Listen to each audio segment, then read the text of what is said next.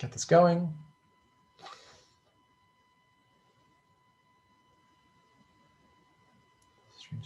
Stream.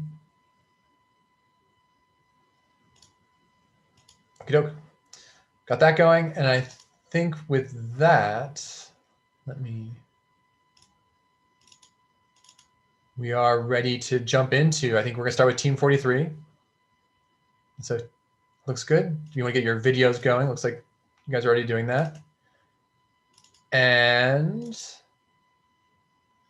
looking at the folder, anything that we should know about getting this running?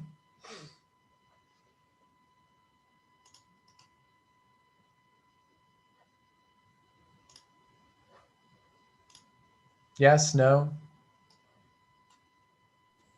I think I just use your keyboard, A, D, W keys. All right, extracting it. Any order on like who runs and like what screen gets shared, or just like go ahead and run it and people join? So basically, this is a full-time shared game, and you have whoever join first will be the host, and when you're ready, you click ready, and once everybody is ready, you can click. The host will click the start to begin the game to start. Okay, and we're gonna do 4. Like, how many people are joining today? You can do up to 4 players, but maybe 2 or 4 up to 2. All right. Well, I'll join. Steph, Karen, Annie, you guys joining as well? Yep. Yes. Okay, I will get my screen sharing. Yep.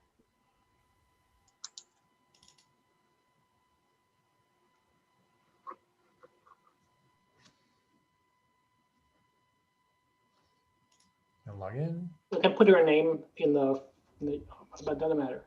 Random numbers. Once you are ready, yeah, click on ready. I'm ready. So you see 4. Ooh.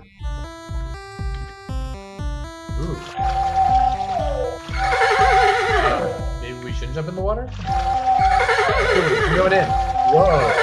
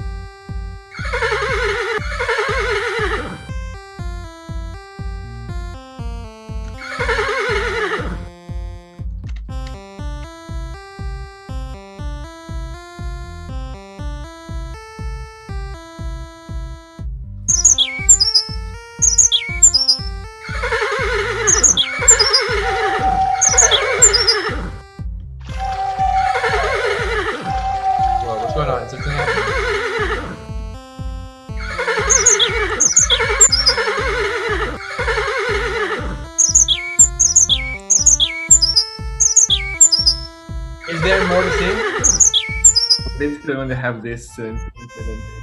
Yeah. Sweet.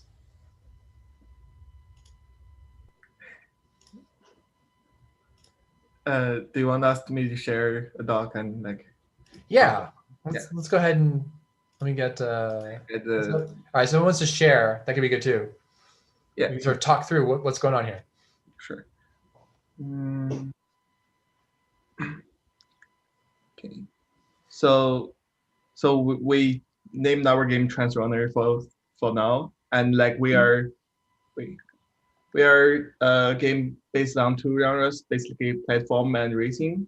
So it's a multiplayer 2D platform racing game.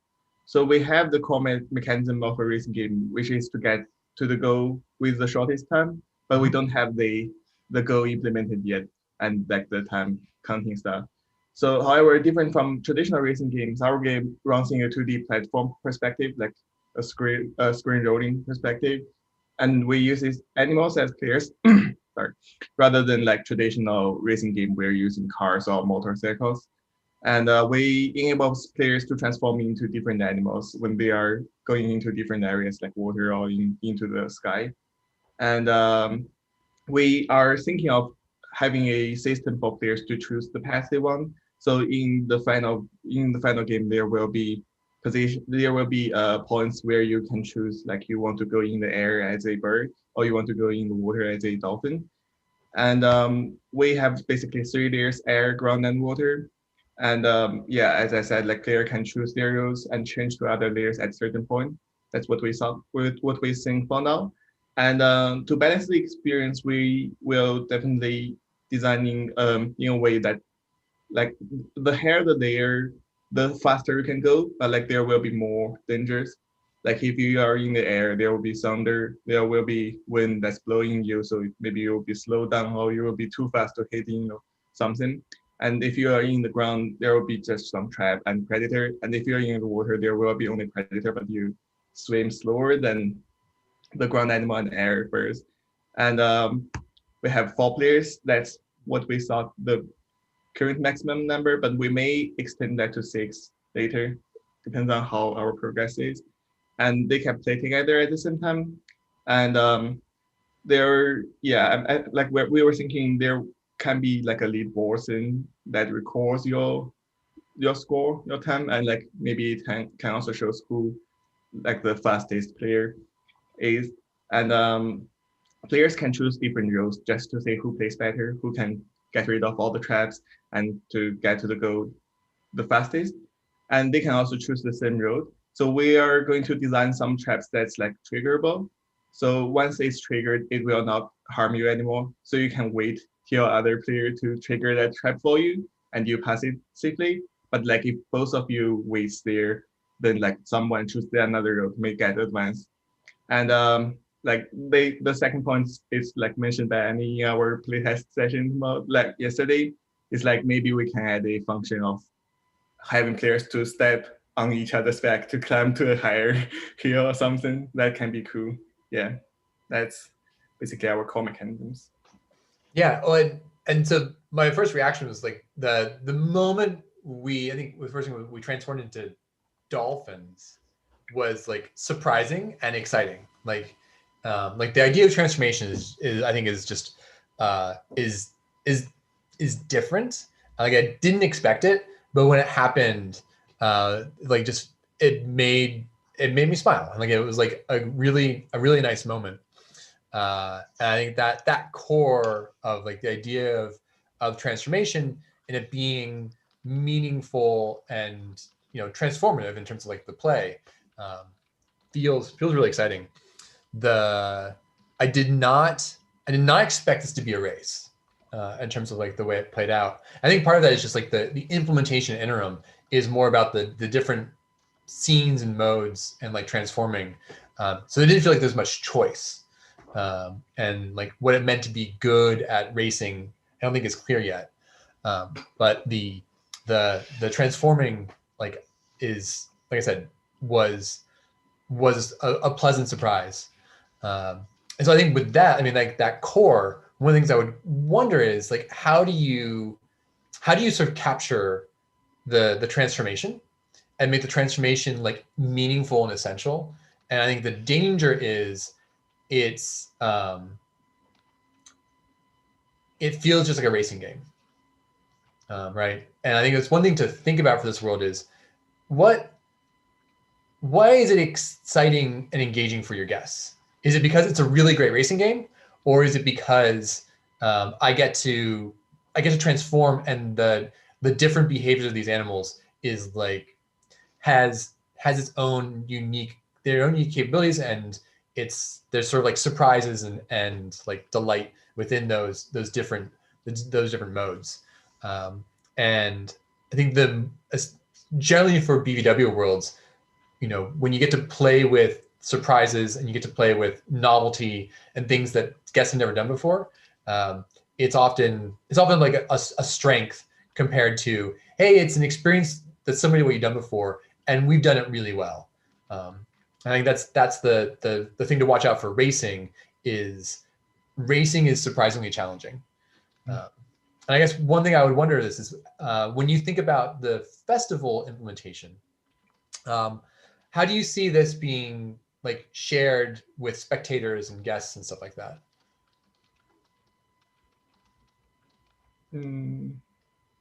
Currently, we set the camera to follow each player.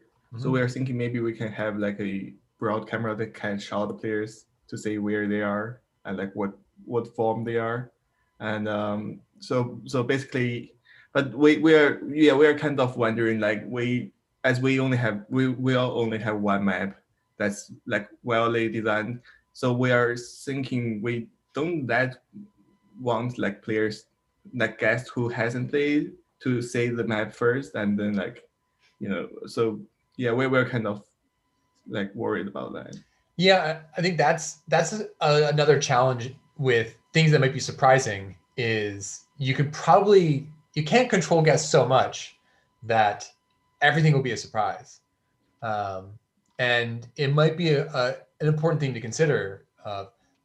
If the guest flow is a guest watches a race and then decides they want to be a racer themselves, how does the world support that? And that's one way to look at that is they can start to learn what it means to be a racer by watching. And so the experience that a spectator sees helps them understand the difference between like good racing and bad racing. Like, oh, that person did this and that was a mistake, or oh, that was a really impressive move there. And so it gets to the idea of strategy. Like, what does it mean to race well? What does it mean to do well in this world? And then how do the guests learn that and understand that? It's probably the thing that you guys want to be pushing on. And I mean, you sort of talk about it a little bit with like, you got the idea of traps, the idea of like, is there some sort of like interaction between the guests? Like, if you need to like, if you do this, you can like stand, or like, do you have choice? And those are good things to be thinking about. So like, I think the next iteration on that is what basically an interim world where you express that, like the guests have choice. And the way I would look at it is there is strategy here. And there is like the guests, like you have 4 guests playing, and there is a way to be better than someone else.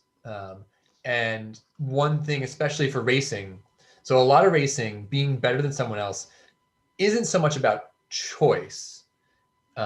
It's about skill. Like, right, it's about, I took that turn a little bit tighter. I was able to navigate that turn without slowing down, and things like that. And I think that would be a piece of this to look into is this about being sort of like thinking strategically and making choices about the route I take, and being rewarded for that? Or is it about just sort of being better moment to moment within my like the skills of racing? And then part of that becomes like, what does it mean? What are the different skills? Like, is it noticeably different to race as a dolphin versus a bird versus a horse, things like that? And that might be a thing to get a sense of. Right now, the like it's obviously a, like early interim, but it feels, my expectation would be that the big thing that's changing is less the world and the track and more my character. And so I would expect it would feel really different to race as a dolphin versus as racing as a bird versus racing as a horse.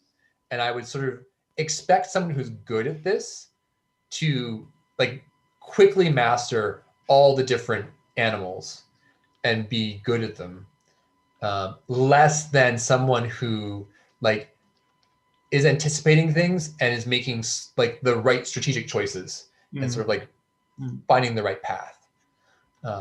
And that's mostly just from like the immediacy of this, of like the excitement of switching to a new animal. And so I think that's where I would expect this to go. Yeah, and I think that's the question for you for interim is like, how do you, like, what does a track and an experience that pushes the guest in those directions look like and feel like? And I think like on this one, the idea of like the 3 layers, because and then part of me is like the interim does not have this concept, right? Like the interim is very much like zones. Like if you're in this zone, you are this animal. So are you thinking that I would have explicitly a control which lets me switch between creatures?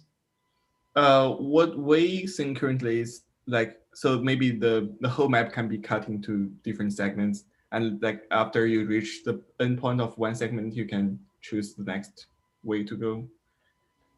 Okay, so there'd be a place where Excuse me. I guess when you say choose which way to go, how are you picturing that? What would that look like? I will imagine like if there's a cliff and you can choose to like go up to become a bird, or like there's also a waterfall, you can just go down to become a dolphin, or you can just jump. You like when you play as a horse, you can just like jump through the cliff to like to another part of like on the land.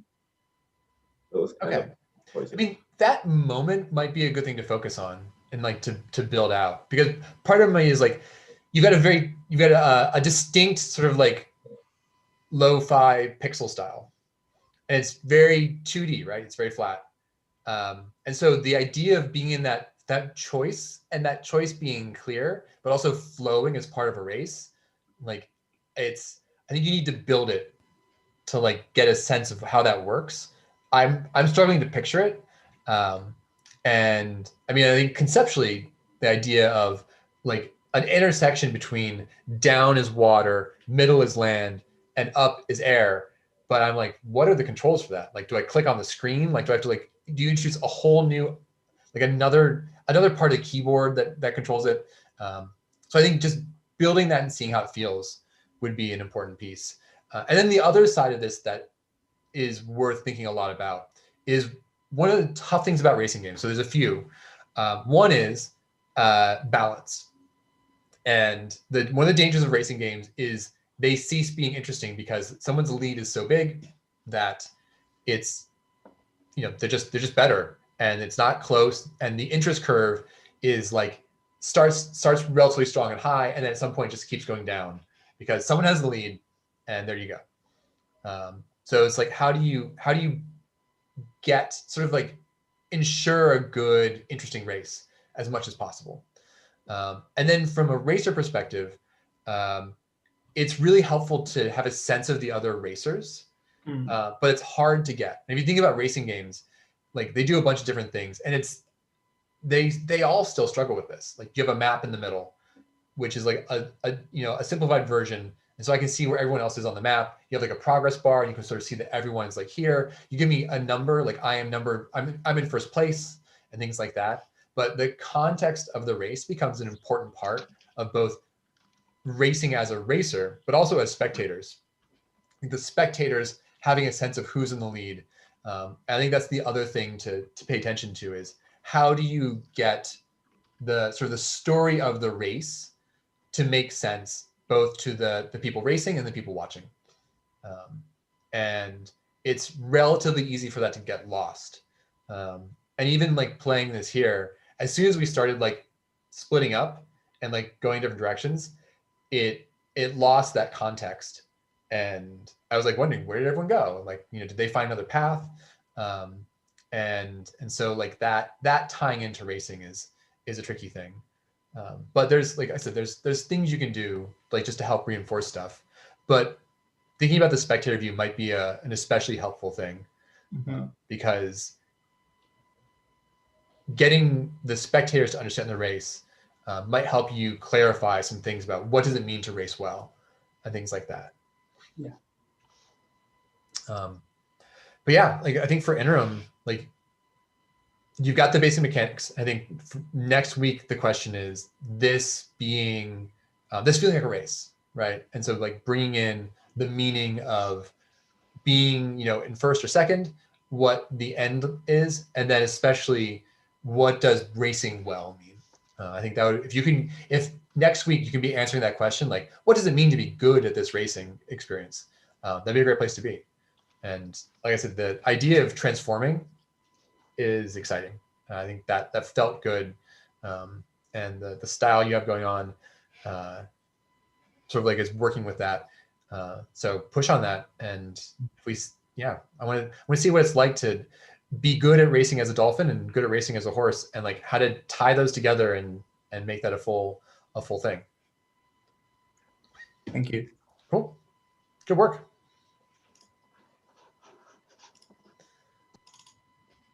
All right. So that was team 43. If team 44 wants to get video up, and team 44, looking at the notes, air console? Air console for 3 guests. All right. So given that, who is someone running a world and then we're all connecting, or what's up? I'll be running it right now. Okay. And before you guys start, could I read you an overview of the game because we don't have a tutorial yet? Sure. Okay, so welcome to Gnomes in a Robe, where guests will be playing as 3 gnome brothers. The middle brother is a wizard who wants to attend magic school. Unfortunately, wizard school is mainly for humans, and he's too short to even reach the desks. Luckily, his brothers agreed to help him with the Magic Academy entrance exam. You'll need to work together to move around and cast spells to pass the exam. There will be spell scroll objects placed in the environment. Pick those up to add a spell to the top gnome spellbook. The top gnome, the head, must choose the right spell to solve a puzzle and communicate to the middle gnome what the spell symbol looks like. The middle gnome, the hands, can cast spells by drawing the correct symbol on their phone screen. And the bottom gnome, the feet, can move the character around by using the D-pad on their phone screen. I hope you all have fun. All right. We're gnomes in a robe. Let me get things up and running. Give me a sec.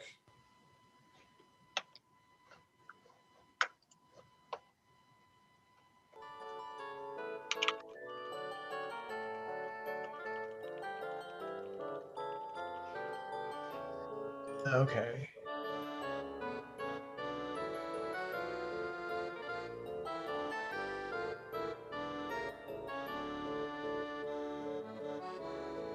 One, 4, 4, 5, 5.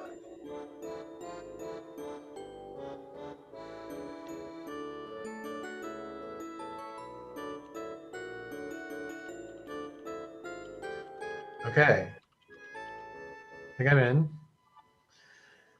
I'm waiting for my siblings. Oh, I am the head. I'm the hands. I'm the legs. Wait, I thought I'm in too. Wait, are you in any of it? I see an intro, but it says wait for your siblings. Okay, I guess I'm not. Yeah. All right. So do we need to walk around? Is that like the... Whoa.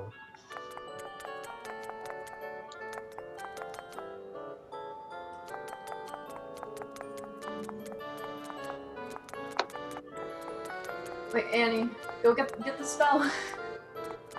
Oh, wait, that's a spell? Yeah. Yeah, I think you need to get it from the other side. Okay. Okay. Oh, man. So are we going to try to cast this? We Yeah. got the brilliant spell.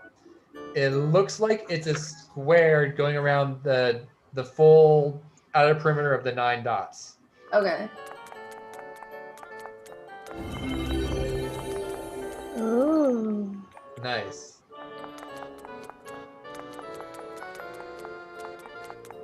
Ah. All right. We got open sesame, and this is a diamond pattern. So like the top middle, right middle, bottom middle, left middle. Okay.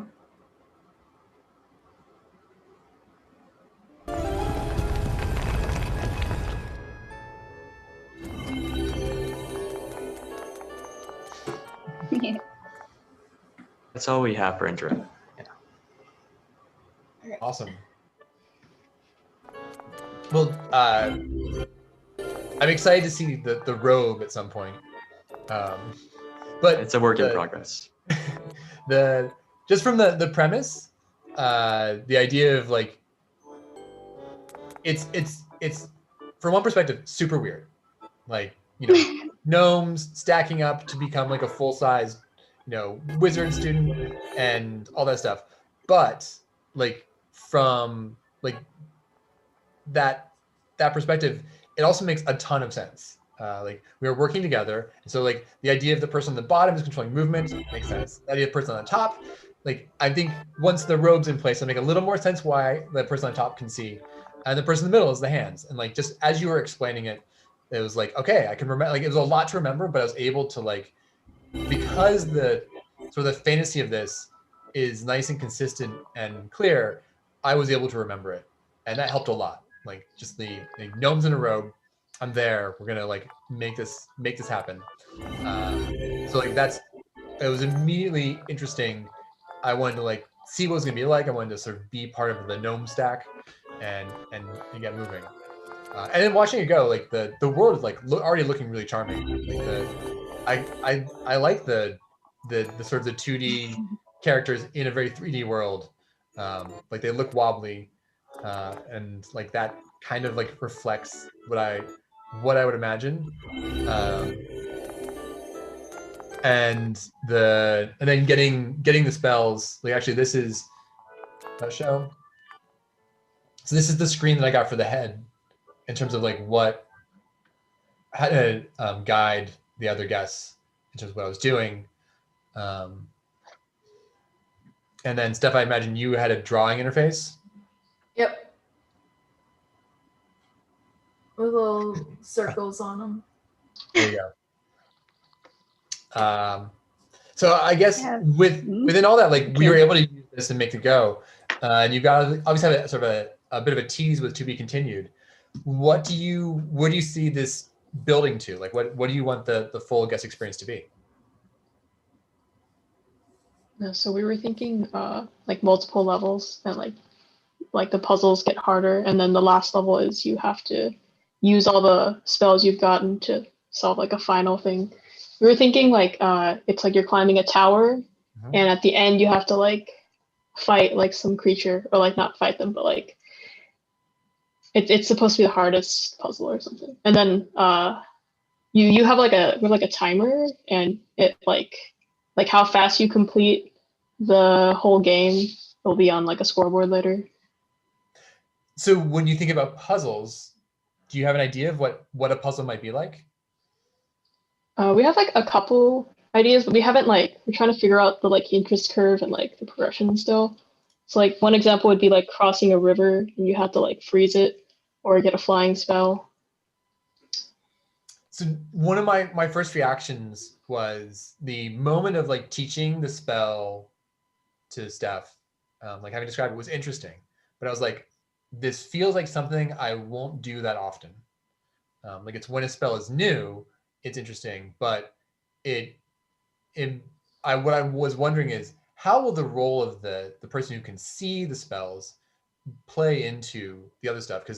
And it's clear that moving, like the world will need us to move, and so there's like a constant need for that. And it's clear there's going to be casting spells possibly to solve things. One of the things I was wondering is like, how is describing the spells going to play into the puzzles as this world progresses? Is that something you guys have thought about? We were just thinking you'd have a new spell like every level, so you can't like just remember it. And like at the end when you reuse it, there's like too many spells for you to just remember all of them. So one thing to push on is I like the differences in these roles I think is really strong. I think for the interest curve, how do you escalate each one, right? So you sort of have an interest curve for the group, like there's a collective puzzle, but I think I would also look at how does each role have some escalation, and like for instance, the puzzle, the spells could change. There could be another aspect of my vision that takes effect. Like I'm the only one who can see color, or things like that. Like the role of vision, the role of action, the role of movement. You could sort of like extend those beyond like the interface you have right now and say it's kind of like a role and a mindset that someone has to take on, and that might point in a direction for stuff. Like the person who's moving, they'll be probably in charge of timing. So it's not just destinations, but it's like when we move and things like that. And the person who's got the hands, there might be things that they need to do that are more than just casting spells possibly. And that might be a way to look at it. And especially when you get us to feel like we're a single unit working together, I think that's where this world's going to be especially strong. Like, how do we problem solve as a single entity? One thing that you guys teased, but I haven't really sort of like seen where this is going, is the idea. So a little bit of like, oh, we need to be tall enough to do this stuff. So we're three gnomes masquerading as, I guess, a human. Is there an aspect of this which is not being caught? Like, do people know that we're gnomes in a robe? Do they care? And is that part of this? Or is it just, we are trying to navigate a human-sized world, and that's the challenge? We like kicked around the idea of like you have to avoid suspicion, or like you cast a spell to do that. Yeah, so we have an idea about making a spell like you can make the others drunken, so they will work weird, so we are not caught. Yeah, and I think this is part of your fantasy that you should try to get a sense of like what your decision is, because if this is right now, it feels like an empty world, and we're sort of sneaking in, and there's no one around. So the challenge is everything is human proportion, and so we need to like manage that, and it's just the inconvenience of a human-sized world. But if the fantasy really is trying to pass as, you know, a human, then I would expect puzzles to be of the sort, okay, like you've got to like do things that convince other people you're human, and that takes me farther away from using like learning spells and casting spells, and it gets me closer to like I gotta walk carefully, or I gotta wave and like do things that are coordinated across the three gnomes. That is the problem is look human, and the solution involves all three of us. And that, I think that's another direction to push on the puzzle design, is it's the three of us working together to convince other people we're human. The other direction is the three of us working together to get past these obstacles, which by their nature are like human sized. And they're both, I think they both fit your fantasy, but if you don't know like what the focus of your world is, then neither one will be clear. So I think that would be the thing to play with. And I guess that gets to spectators, and like how you want guests to view this. What are you thinking about the full guest experience?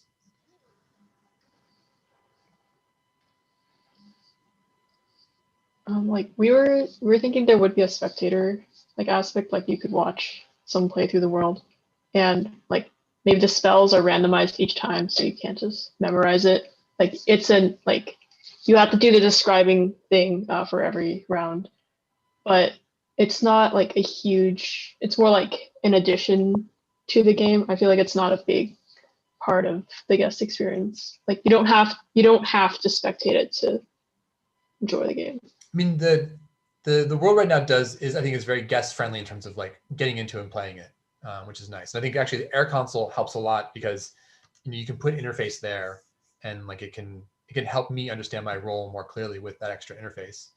And it's, as you pointed out, like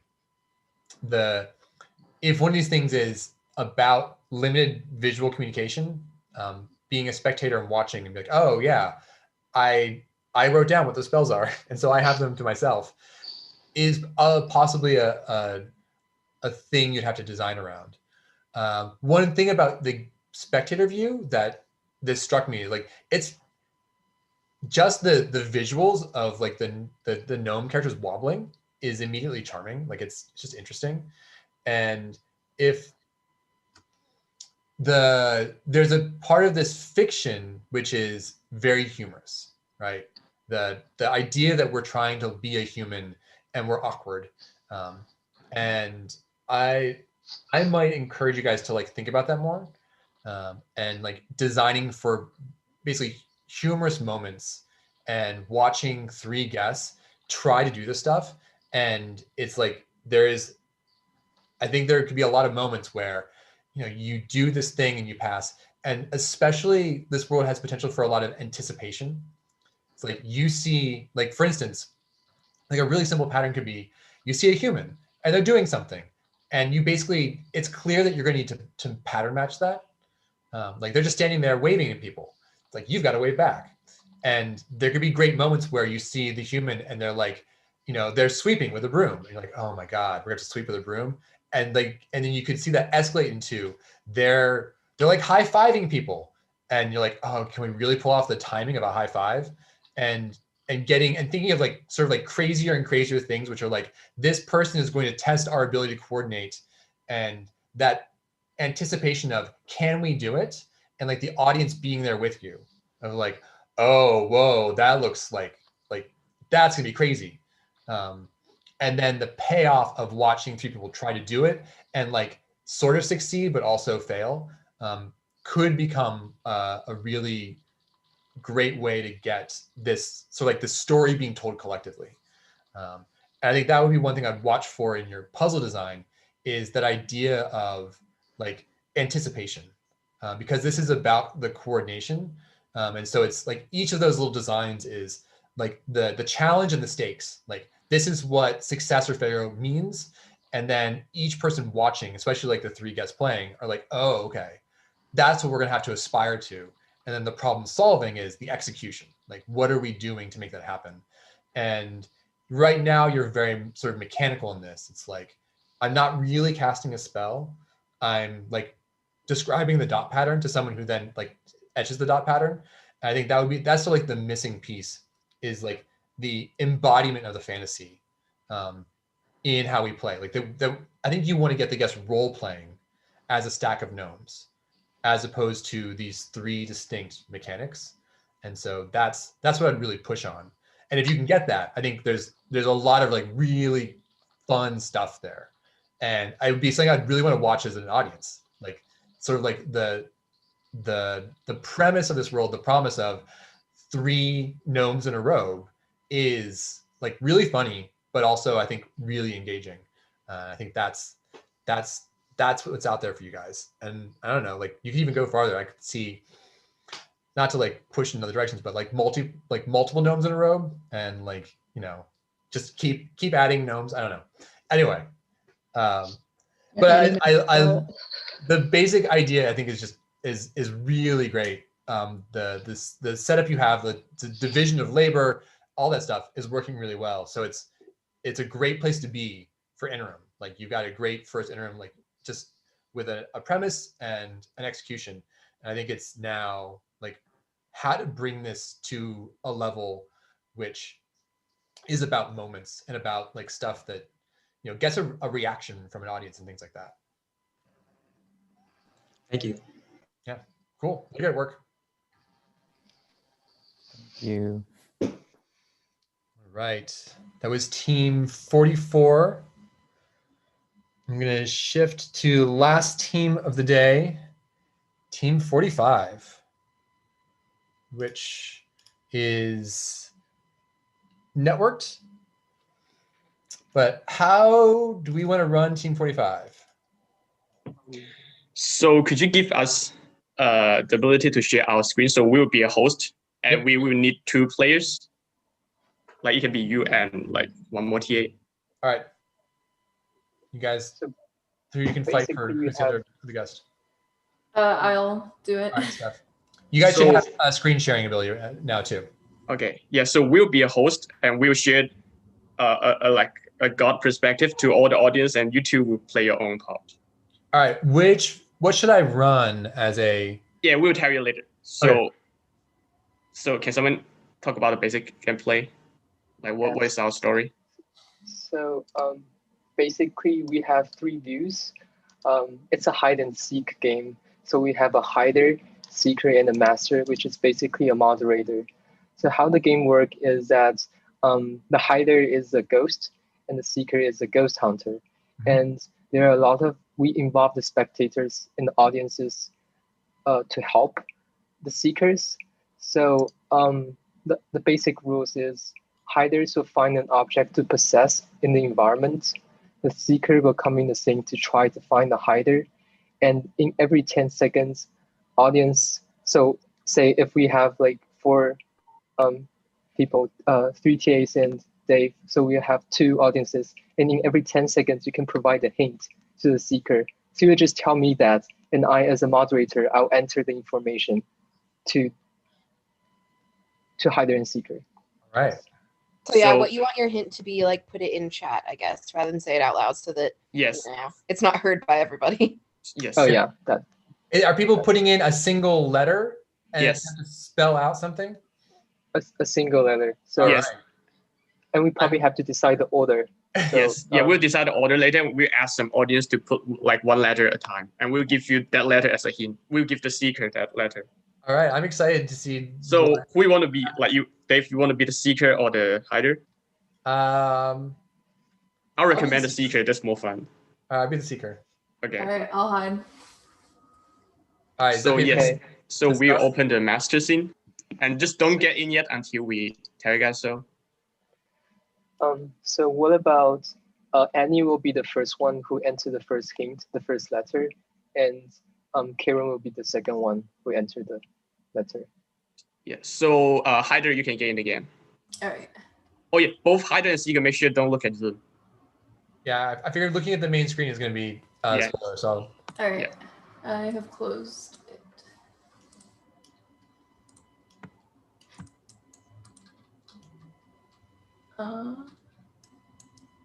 This is our hider. Okay, give me a second. Oh, there we go. Should I enter the game? Wait a second. The hider is still hiding. Okay. So you can left click. There left click on the object. You can possess. Not all the objects are possessable so far. Okay.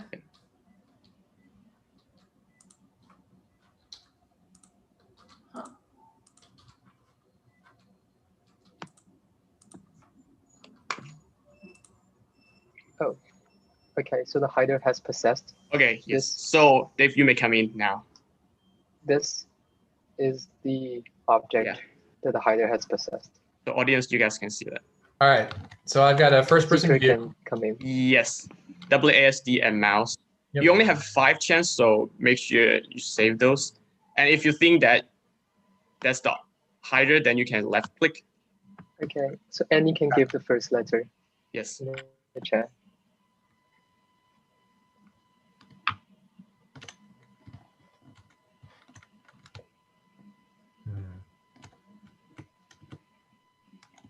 Or anyone can give a letter. Yeah, that may help Dave. Like 1 letter at a time. I'm gonna wait for the first hint. Okay, here comes the first hint. S. I'm gonna go with. I'm gonna guess sofa. Ooh, chances left to hunt 4. I see. It may be hard for you, Dave, because the object doesn't look like the object that they're hinting. Yeah, the object they chose doesn't have a texture on it. Aha! You're too smart. I'm gonna guess this. Nope.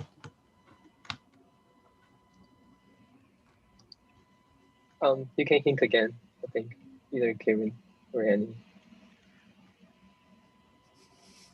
Oh, ORA. Sure. Nope.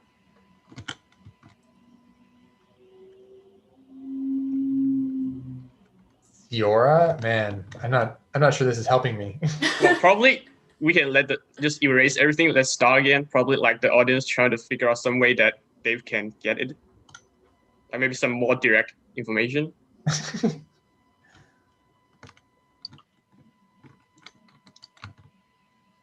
We have S.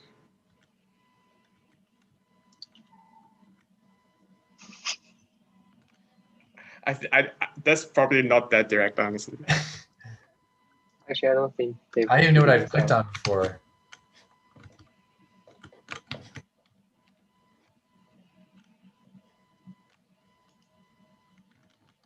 I click on this last thing, the brown stuff. Ah, -1. I can go negative. I just click on everything. Okay, so that means you lost. Yeah. And she actually possessed the object that is right on the table. That's the yellow supposed to be thing. sewing machine, but it doesn't look like a sewing machine at all right now. So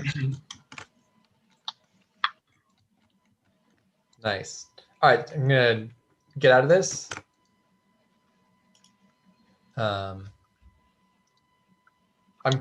I'm curious, like looking at chat. No, I really love the premise of this, which is two guests, like who are like competing, but fundamentally involving the audience.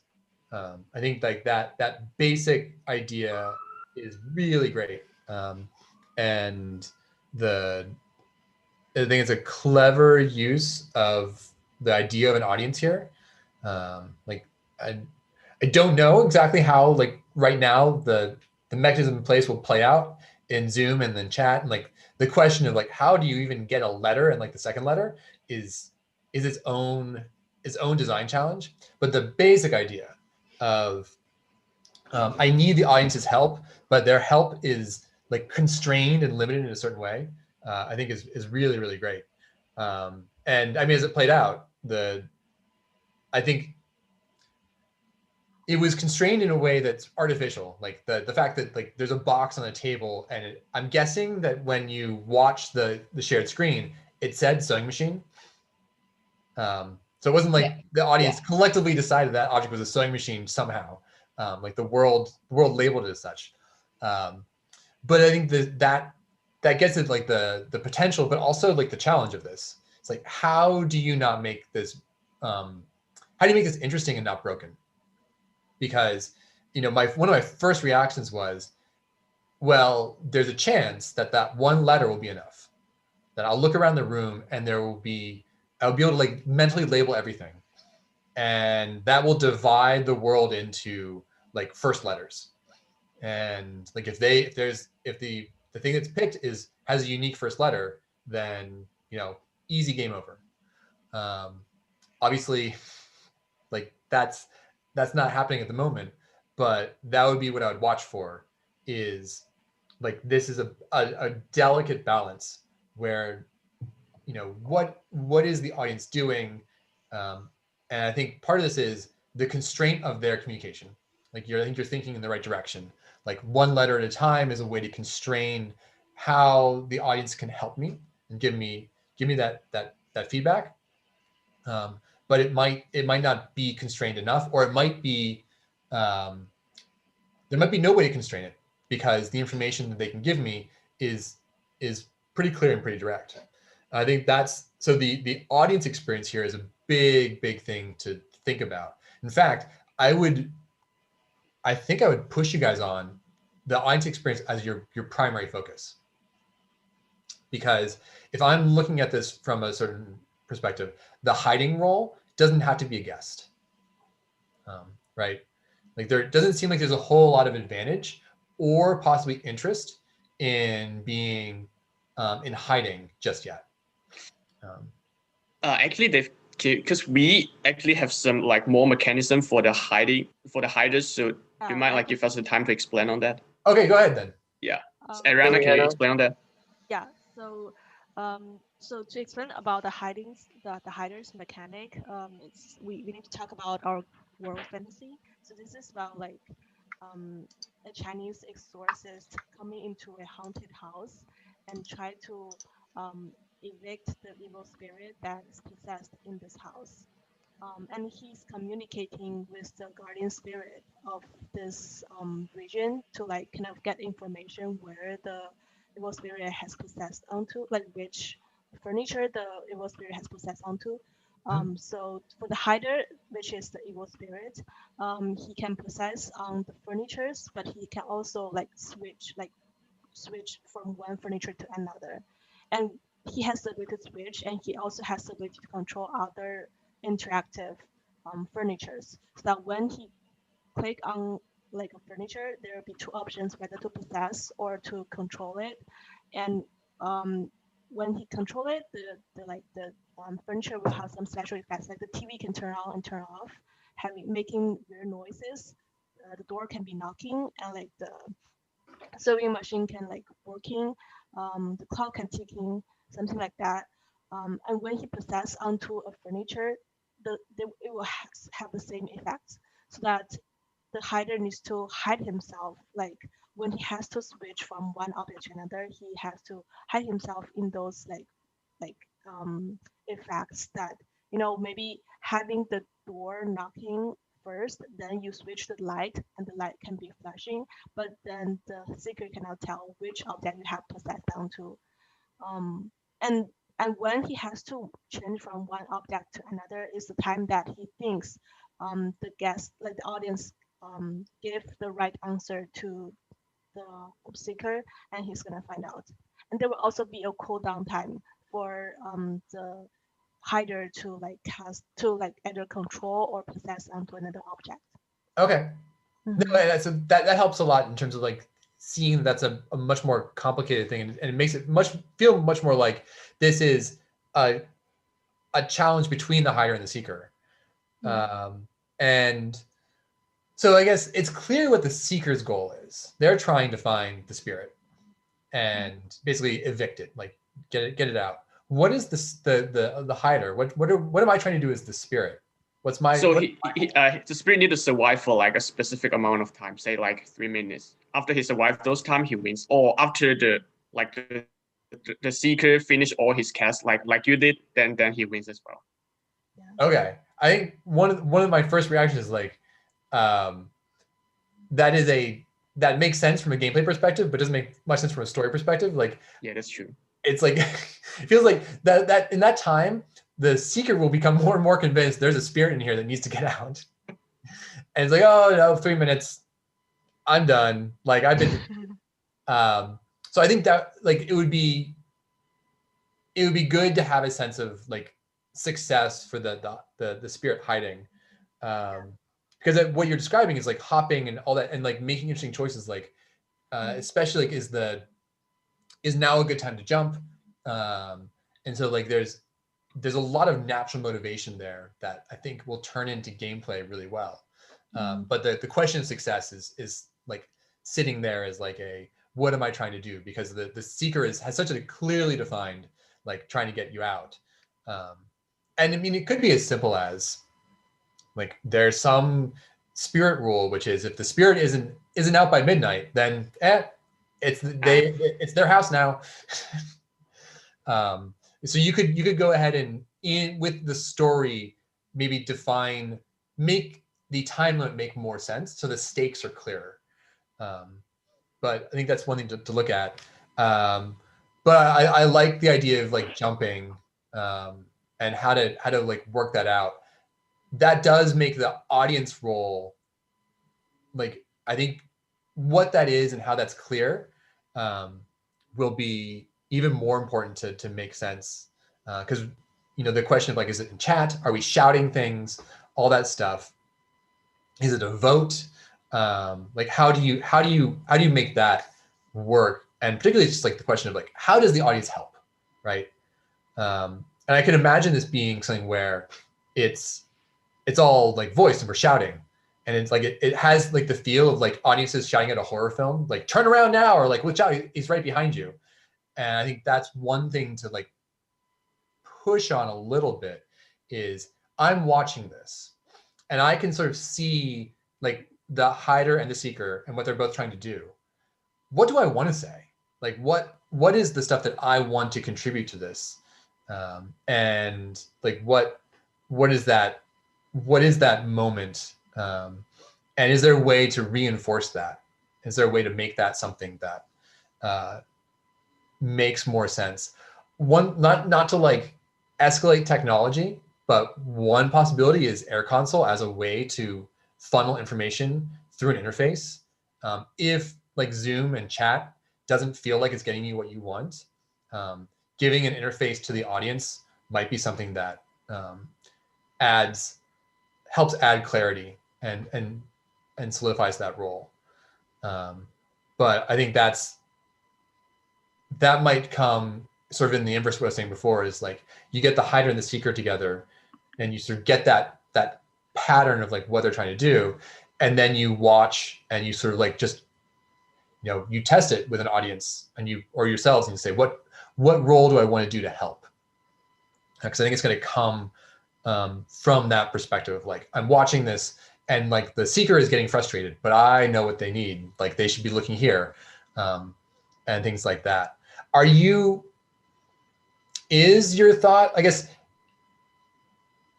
the audience help, how does that express itself in the world? Like right now it's just an interface at the top.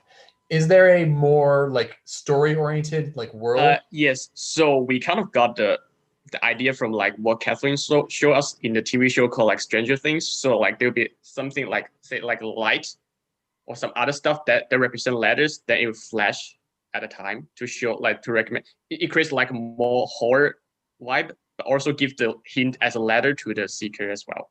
Okay. So I think stuff like that will help a lot too. Like if as an audience member, I can understand the interface and like the limitation, and like that gives me a role. And like right now, like it's interim 1, so it makes sense like things are limited, but the role is very much type your answer through chat. But if the role is you are like part of the spirit realm and you have this way to communicate, so use this to talk to the seeker, that's going to help a lot too. What's the tone of this? So like you mentioned, like Stranger Things, a little bit more horror oriented. Is that what you guys want? Yeah, yes. I think a lot of this is not coming through because I've had internet issues, and so the sounds are not implemented. But yes, yeah, horror for sure. Like static on the TV and like creepy like footsteps in the hallway or whatever. Yeah. All right. I mean, I think that also helps. I think where the like what is success for the spirit as well, and that tension of like it's possible that there is an idea of like fright, and like the seeker is getting more and more afraid, and you can possibly really play up the relationship. And this is one thing to look at as well, is like the sense of progress. So playing the seeker, we're in a very sort of simplified space. The sense of progress I had was I had a counter for number of guesses, and that was about it. I had the hints coming in. I had a memory of what I clicked on, so it was more of a process of elimination. But it sounds like that's like you want the progress to be different.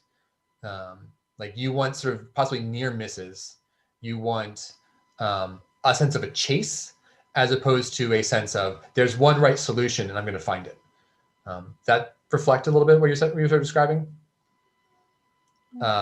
So I think that's another good thing to think about. And you might want to establish like what does it mean to guess wrong in this fiction?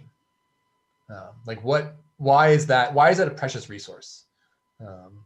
And especially if this is about, sort of the tension of in this space, and the spirit is scaring me, and I'm nervous, if the sense of number of guesses could tie into that, because you could make it very mechanical. Like I have the special ghost vacuum and it only has 3 charges on it.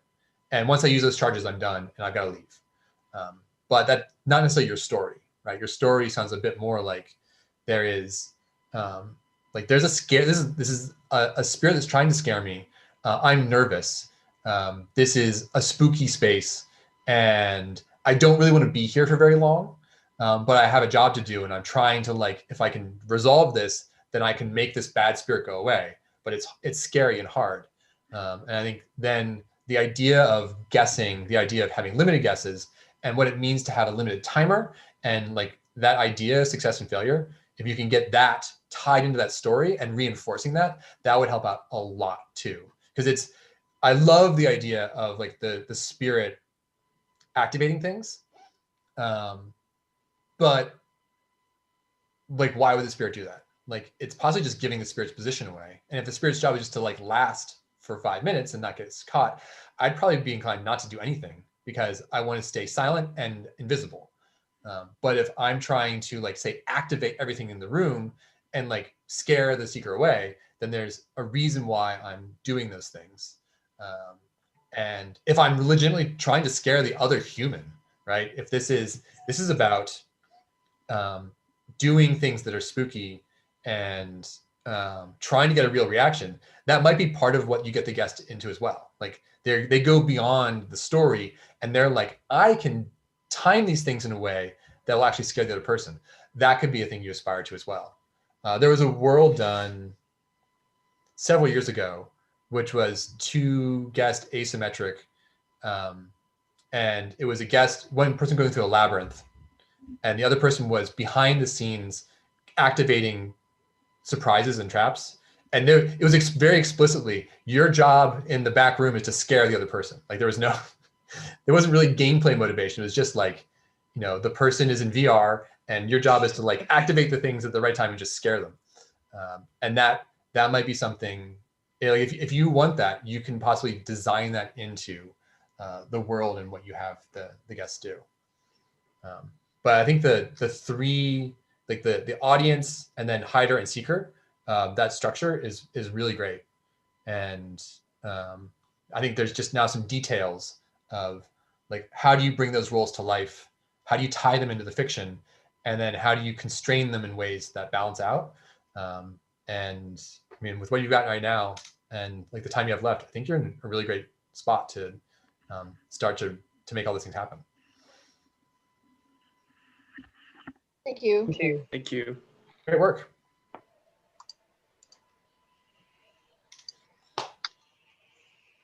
Okay, so that's all round 5, interim 1.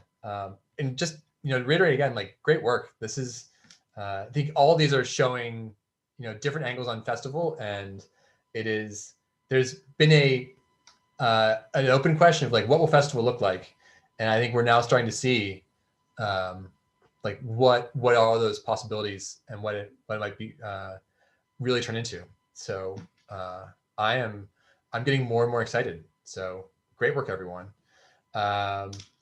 With that, you've got stuff to think about and iterate. Next week is interim 2, and it's our more traditional interim. Obviously, there's things to think about in terms of like the experience of your world, but there's also just stuff in terms of, I think one of the things that's due next week is a short description. So some of the logistics of getting your world prepared for festival. And in the next few weeks, we'll talk more about jury and logistics of that as well.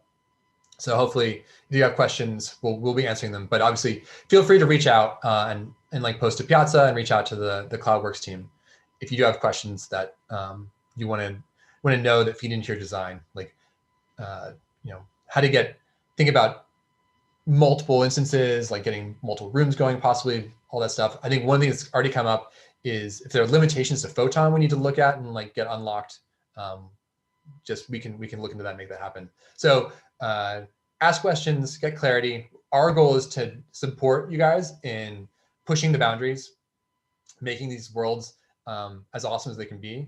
So if you find yourselves being like, if we could do this, then this would be really exciting. We could do that. Like, let us know as soon as possible, because I think we're all in a position where we want to help elevate all this work as far as it can go. So that said, TAs, is there any TA business that we want to talk about before we say goodbye? Yes. So I put in the link to our office hour in the chat. If you want to discuss more specifically about festival design, sign up to my office hour, and I work with you first, and then if we need our programmers, we'll ask our programmers to come. So like, try to be specific on what you want to discuss with us. And another thing is the t-shirt voting.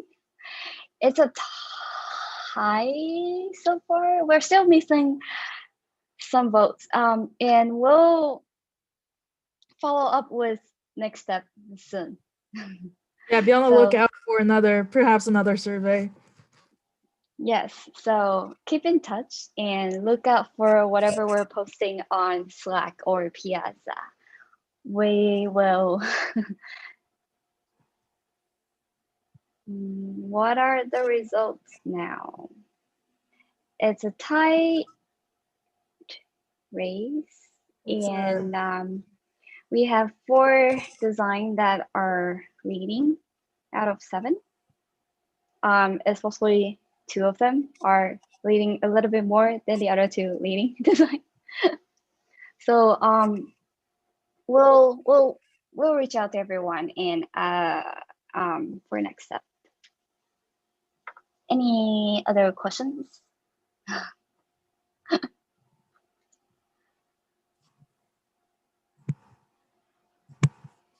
If not, that's about it. All right. So stay tuned for t-shirt stuff and stay in contact about festival questions and be thinking interim. With that, great work, everyone.